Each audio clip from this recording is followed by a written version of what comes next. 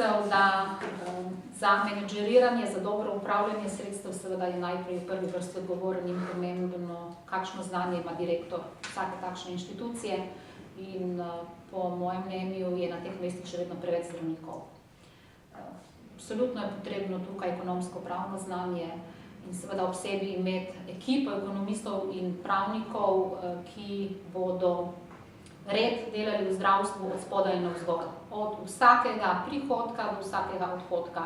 Tako kot doma v gospodinstvu, po ljudsko, čisto preprosto. To je recept za obrzdanje vseh nepotrebnih stroškov ob enaki kakovosti in seveda za tudi realizacijo vseh prihodkov. Vemo, da zdravljenje, na primer enega tujca, ki ti ne plača 25.000 evrov, pa se zdravi, je najmanj, kar bi moralo iti pod nadzor ministrstva, zakaj se je to zgodilo, ali ne gre tudi tukaj za kakšno korupcijo ali karkoli. In torej vsak tak odhodek, to je samo en primer, se lahko zgenerira in na koncu leta pomeni kar veliko številko.